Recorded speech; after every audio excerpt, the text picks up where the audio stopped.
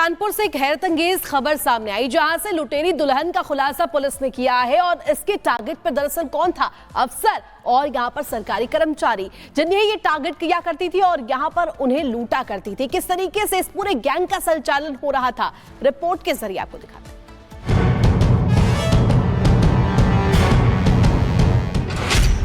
दारोगा की पत्नी का हंगामा, दारोगा ने बताया लुटेरी दुल्हन।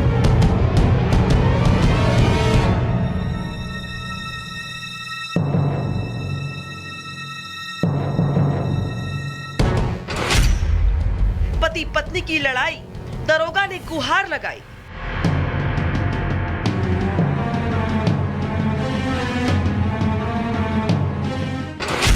झूठे केस में फंसाने का आरोप, कौन सच्चा कौन झूठा, जांच हुई तेज।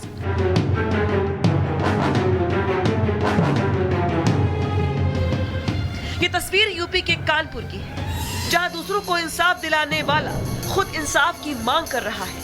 इंसाफ भी किससे? अपनी पत्नी से। जी हाँ, दारोगा ने अपनी पत्नी को लुटेरी दुल्हन करार दिया।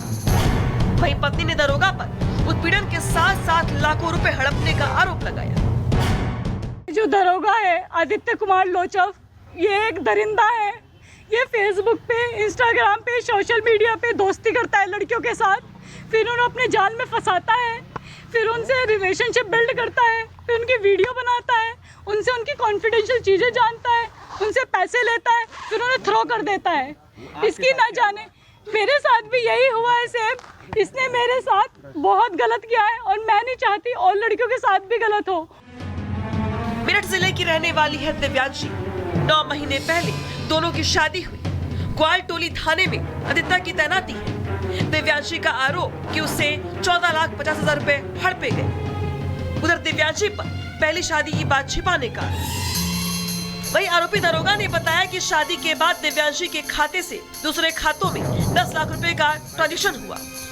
पड़ताल की तो पता चला कि दिव्यांशी की शादी मेरठ में तैनात रहे एक दारोगा से हो चुकी है। आदित्य ने अपनी पत्नी पर झूठे मुकदमों में फंसाने का आरोप भी लगाया। ये लड़की लोगों से पैसे लेके बलात्कार के मुकदमे लिखाती है, फिर उन चीज़ों को मान्य न्यायालय में जब अपनी इच्छा पूर्ति पूरी हो जाती है तो फिर चीज़ों को पलट देती है न्यायालय में जाके। उसने 2 बैंक मैनेजरों पे भी 376 के मुकदमे लिखवाए हैं, जबकि एक बैंक मैनेजर पे तो अपने शारीरिक कपड़े भी ले जाके थाने में रख दिए कि आप ये कपड़े की जांच करा लो, इसमें जो है ये चीज़ आपकी पुष्टि हो जाएगी। उसकी जाँच भी की और पुष्टि भी हुई। ये महिला 2 बैंक मैनेजरों पर, एक आशीष राज और दूसरा अमित गुप्ता, उन पर भी 376 के मुकदमे लिखा चुकी है। बाकी जाँच में सिर्फ नहीं है, मुझे विश्वास है कि इसके अलावा भी इसके और भी इसने मुकदमे लिखा रखे होंगे। कई लोग हैं इसकी टीम में जो इसका साथ देते हैं। दोनों तरफ से ड्रामा देखकर एडीसीपी महिला अपराध ने टीम से पूरे मामले की जांच करवाने की बात कही है। साथ ही जांच रिपोर्ट के आधार पर आगे की कार्रवाई की बात कही। ये महिला मेरठ की रहने वाली हैं और दारोगा जी यहीं पोस्ट है कानपुर में। तो इनका आरोप है कि वो शादी के बाद भी उनको अपने घर में नहीं रख रहे हैं और दारोगा जी का भी अपना आरोप है इनके खिलाफ। तो मामला संगीन है, गहराई से जांच करने के लिए टीम गठित की जा रही है और उसके बाद कार्रवाई की जाएगी। अब कौन सच्चा है कौन झूठा, इसकी जांच के लिए टीम गठित कर दी गई है। लेकिन कानपुर पुलिस कमिश्नर कार्यालय में दारोगा पति पत्नी के बीच चले घंटों तमाशे की चर्चा पूरे पुलिस महकमे में हो रही है। Bureau report, Republic Bharat. और देखिए, सत्ता में आने के लिए राजनीतिक पार्टियां बड़े बड़े दावे करती हैं, नए नए कल्चर भी निकालती है और इन्हीं कल्चर में से एक है रेवड़ी कल्चर। और इसके कर्ता धर्ता है अरविंद केजरीवाल। और एक बार फिर अरविंद केजरीवाल ने इसे लेकर बड़ा दांव खेला है। यह दांव ठीक दिल्ली विधानसभा चुनाव से पहले खेला गया। क्या है यह दांव, इस रिपोर्ट के जरिए जानिए। मुफ्त की रेवड़ी बांटकर वोट बटोरने का कल्चर लाने की भरसक कोशिश हो रही है। सत्ता का रेवड़ीकरण कुछ यूं हो रहा है कि अब सियासत के मैदान में पार्टियों ने इसे हथकंडा बना लिया। राज्य बदलते हैं, सरकारें बदलती हैं, पार्टियां बदलती हैं, पर तेजी से बढ़ता रेवड़ी कल्चर नहीं बदल रहा, जिस पर मोदी हमेशा से हमलावर रहे। मगर अब रेवड़ी कल्चर के सियासी जनक केजरीवाल ने फिर वही दाव खेला है, वो भी दिल्ली विधानसभा चुनाव से ठीक पहले, जिसके तहत बुजुर्गों की पेंशन स्कीम फिर से शुरू कर दी गई है। 5 लाख से ज्यादा बुजुर्ग इसके दायरे में आएंगे। पहले 4,50,000 लाख बुजुर्गों को फायदा मिलता था। अब योजना में 80,000 नए लोगों को जोड़ा गया है। 60 प्लस को 2,000, 70 प्लस को 2,500 रुपए पेंशन मिलेगी।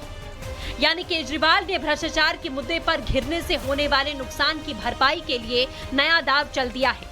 कई महीने तक जब मैं जेल में था तो कई महीना तक उन्होंने बुजुर्गों की पेंशन रोक दी। मुझे बहुत तकलीफ हुई और बाहर आने के बाद सबसे पहले उनकी रुकी हुई पेंशन चालू कराई और नई पेंशन अब हम लोगों ने लगवाई है। ये सब वो बुजुर्ग हैं जिनके आशीर्वाद से मैं बाहर आया हूँ। दिल्ली में फरवरी में चुनाव हो सकते हैं, यानी 3 महीने से भी कम वक्त बचा है।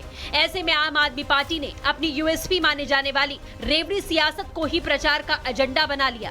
केजरीवाल की पार्टी ने इसके लिए बकायदा रेवड़ी पर चर्चा नाम से अभियान की शुरुआत कर दी, जिसमें वो मुफ्त बिजली, पानी, शिक्षा, स्वास्थ्य, बस यात्रा के बारे में लोगों को बताएंगे। लेकिन विपक्ष ने आपको आड़े हाथों ले लिया। हम जनता को ये बता रहे हैं कि दिल्ली में हमने काम तो बहुत सारे किए। मोटे मोटे तौर पे 6 मुफ्त की रेवड़ी हमने दिल्ली के लोगों को दी है। ये जो रेवड़ी बांटने की कल्चर है ये दिल्ली वाले अब समझ चुके हैं। अब दिल्ली वाले इनकी झूठ की रेवड़ियों के अंदर आने वाले नहीं। इनकी नीयत नहीं है देने की, क्योंकि अभी बहानेबाजी चलेगी।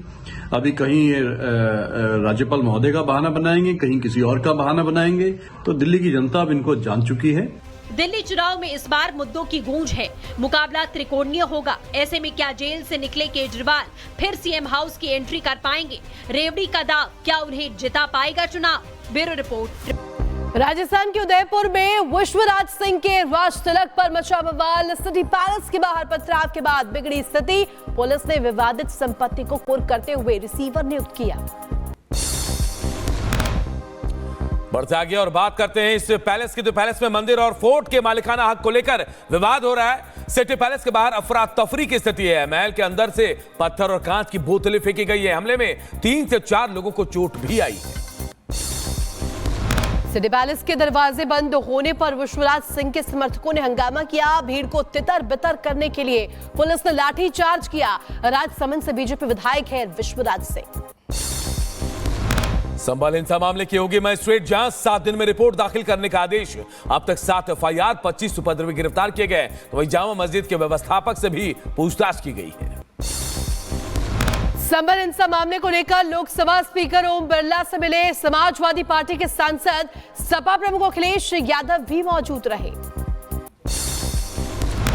समाजवादी पार्टी का प्रतिनिधिमंडल आज जाएगा संभल। नेता प्रतिपक्ष माता प्रसाद पांडे समेत 12 नेताओं का प्रतिनिधिमंडल करेगा दौरा। हिंसा की जानकारी लेने के बाद फिर अपनी रिपोर्ट अखिलेश यादव को सौंपेंगे। संभल जामा मस्जिद प्रमुख जफर अली को पुलिस ने पूछताछ के बाद छोड़ा। आरोपों पर जवाब देते हुए जफर अली ने कहा, पुलिस तो कहेगी कि मैंने गलत कहा है। नहीं देखिए, वो तो बात की बातें हैं। पुलिस तो यही कहे कि गलत है। अब ये वो क्या कहती है क्या नहीं कहती है उसका कोई मतलब नहीं। संभल में हिंसा वाली घटनास्थल पर पुलिस ने फ्लैग मार्च किया। लोगों से शांति की अपील की गई। संभल हिंसा पर बाबा बागेश्वर का बड़ा बयान आया सामने। देश संविधान और कानून से चलेगा, कानून को हाथ में लेने की बातों पर ये कहते हुए नजर आए।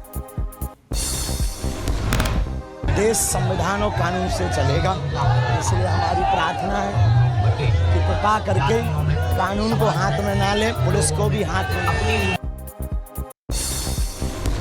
हिंदू पक्ष के वकील विष्णु शंकर जैन को मिली धमकी। संभल जामा मस्जिद मामले में हिंदू पक्ष के वकील है विष्णु। आर भारत के पास है धमकी का ऑडियो। संभल में हुई घटना के बाद बदायूं पुलिस हुई अलर्ट। बिलसी पुलिस ने ड्रोन कैमरे की मदद से चेकिंग की। लोगों से ईंट पत्थर और कांच की बोतल छत पर जमा ना करने की अपील की है। संभल उपद्रव को लेकर मैनपुरी पुलिस भी अलर्ट। विशेष समुदाय के इलाके में ड्रोन से निगरानी। पुलिस ने किया फ्लैग मार्च।